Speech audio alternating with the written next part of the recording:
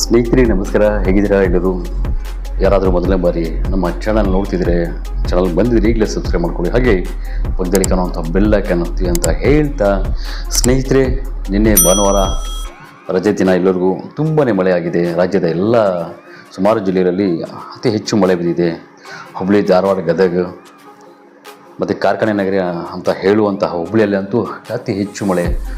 ಶನಿವಾರ ಹೆಚ್ಚು ಬಿಸಿಲು ಬಿದ್ದ ಕಾರಣದಿಂದ ಭಾನುವಾರ ಬೆಳಗ್ಗಿಂದ ಸಂಜೆವರೆಗೂ ವ್ಯಾಪಕವಾದ ಮಳೆ ಆಗಿದೆ. ಇವತ್ತಿನ ಹವಾಮಾನ ವರದಿಯ ಪ್ರಕಾರ ಮಲೆನಾಡು ನಗರಗಳ ಅಂತ ಹೇಳುವಂತಹ ಕೊಡಗು, ಹಾಸನ, ಚಿಕ್ಕಮಗಳೂರು ಮತ್ತು ಶಿವಮೊಗ್ಗ ಈ ಜಿಲ್ಲೆಗಳಲ್ಲಿ ಆರೆಂಜ್ ಅಲರ್ಟ್ ಮಾಡಿದ್ದಾರೆ. ಈ ಜಿಲ್ಲೆಗಳಲ್ಲಿ ಹೆಚ್ಚು ಮಳೆ ಇದೆ. ಇವತ್ತಿಂದ ಇನ್ನು 3 ದಿನ ತುಂಬ ಮಳೆ ಜಾಸ್ತಿ ಆಗುತ್ತೆ.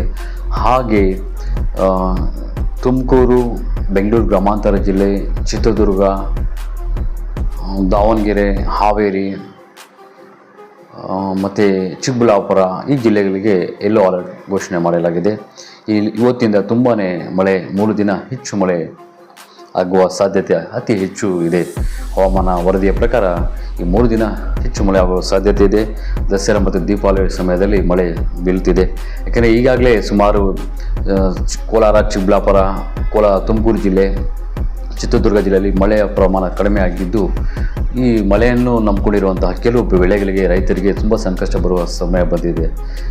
ಬೆಳೆಗಳೆಲ್ಲ ಇಟ್ಟಿದ್ದಾರೆ ಕಷ್ಟಪಟ್ಟು, ತುಂಬಾ ಸಾಲಾಗಿಲ್ಲ ಮಾಡಿ, ತುಂಬಾ ಏನೋ ಯೋಚನೆ ಮಾಡಿಕೊಂಡು ಬೆಳೆ ಆಗುತ್ತೆ ಅಂತ ಹೇಳಿ ಬೆಳೆಗಳನ್ನು ಇಟ್ಟಿದ್ದಾರೆ.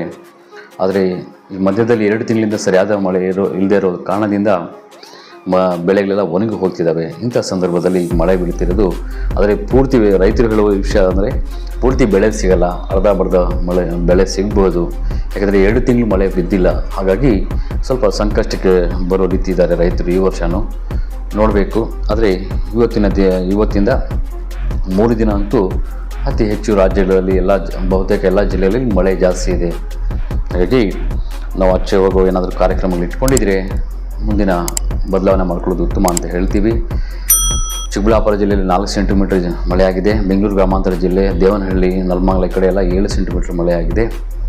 ಇನ್ನು ಮಲೆನಾಡು ಅಂತ ಕರಾವಳಿಯ ಜಿಲ್ಲೆಗಳಲ್ಲಿ ಕೂಡ ಅತಿ ಹೆಚ್ಚು ನಿನ್ನೆ ಎಲ್ಲ ಬೆಳಗಿಂದ ಸಂಜೆವರೆಗೂ ಭಾನುವಾರ ಫುಲ್ ಮಳೆ ಆಗಿದೆ.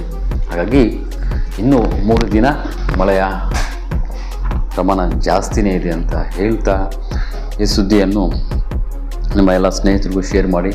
ಮಳೆಯ ಬಗ್ಗೆ ತಲೆ ಬಿಸಿ ಮಾಡಿಕೊಂಡು ಮಳೆ ಬೀಳ್ತಿಲ್ಲ, ಬೆಳೆಗಳೆಲ್ಲ ಒಣಗೋಗ್ತಿದ್ದಾವೆ ಅನ್ನೋ ಸಂಕಷ್ಟದಲ್ಲಿರೋರಿಗೆ ಈ ಸಿಹಿ ಸುದ್ದಿಯನ್ನು ಹೇಳಿ ಸ್ವಲ್ಪ ಸಂತೋಷ ಕೊಡಿ ಅಂತ ಹೇಳ್ತಾ, ನಮಸ್ಕಾರ, ಧನ್ಯವಾದಗಳು ಸುದ್ದಿ ನೋಡೋದಕ್ಕೆ.